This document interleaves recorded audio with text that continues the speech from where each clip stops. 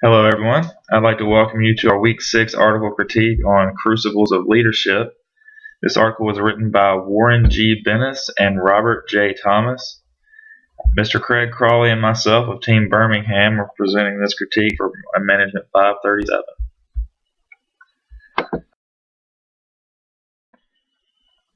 In order to better understand our critique, let's first discuss what the article was about. It centered around two main ideas, the first of which are crucibles. Crucibles are significant transformative experiences that are usually intense, always unplanned, and often traumatic. The name crucible itself comes from the vessel used by alchemists to turn regular metals into gold. Similarly, the crucibles discussed in this article transform ordinary people into superior leaders. Crucibles also trigger a period of deep self-reflection, where the person questions and examines who they are and what really matters to them.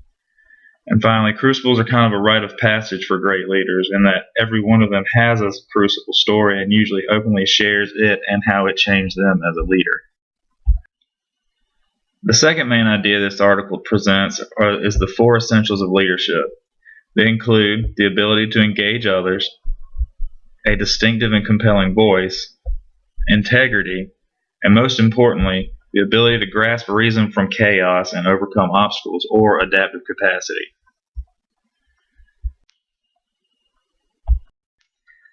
So now that we know what the article was about, let's discuss what we thought about it. First, the authors really took a firm stance on the information they're presenting right away and did a good job supporting that idea throughout without really contradicting themselves at any point in the article. Secondly, we were very impressed with how open to information the authors were, as their initial study that led to this article was not supposed to focus on crucibles. Rather, the main focus was supposed to uncover ways that era influences a leader's motivation and aspirations. After conducting their research, they kind of noticed a trend of crucible events from leaders across all different disciplines.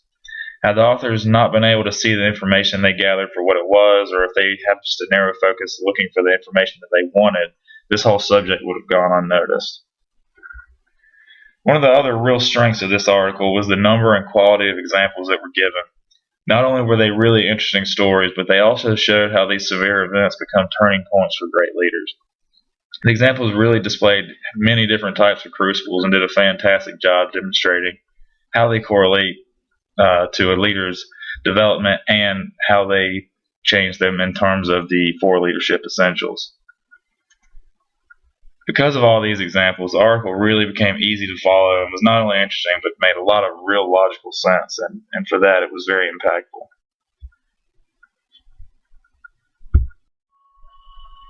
Few things in life are ever truly perfect, and this article is no different in that regard. One problem we had is that they never attempted to exactly define what a better leader is, and for that matter really didn't use much quantitative data whatsoever. Some statistics of before and after a crucible would have been nice, as opposed to just saying the problem got solved.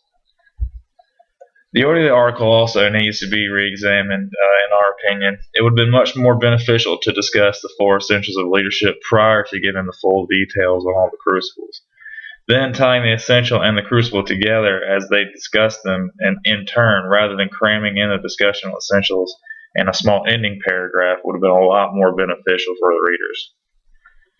Finally, they didn't do something that we've really grown to appreciate in some previous articles, which is a discussion of the different opinions. Had they discussed a leader that some claim was great without having such a crucible or offered any other quantitative data really showing that, in fact, 100% of the people they interviewed did have a crucible, this would have added a lot of weight to their main idea. So now we'll kind of take a look at our thoughts on the article as a whole with our report card section. The ideas presented in the article were really interesting and really well thought out. Both the authors had clearly done a lot of research and arrived at an idea they weren't even looking for, but supported it really well. So for quality of idea, they'll receive an A. The article is also really well written, but as we mentioned on the last slide, the order of the crucible examples in the four leadership essentials kind of needs to be really looked at and re-examined. So for that reason, we gave them a B on their writing.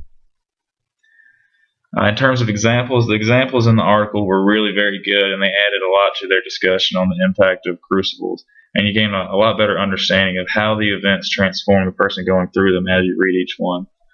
However, as we mentioned again earlier, there's a lot of qualitative information, but very little numerical data. So for that reason, despite having a lot of interesting stories, we'll give them an A-. For all these reasons, we gave the article an A- overall, as it was a very good, very interesting read. So in conclusion, this was a great article overall. The main idea is clearly presented and supported fairly well throughout the length of it. You really see how the authors came to the main idea they're proposing, as well as see how these transformations come about through their use of several very interesting examples that make the article very interesting and make you want to read even more. At times it almost feels like you're reading a collection of interesting stories than a scholarly article. Lastly, I think it's important to note again that the authors were looking for certain data and found something else along the way. This to us really exemplifies the importance of seeing rather than looking when you're analyzing something. I hope you all found this presentation worthwhile, and I really appreciate you listening.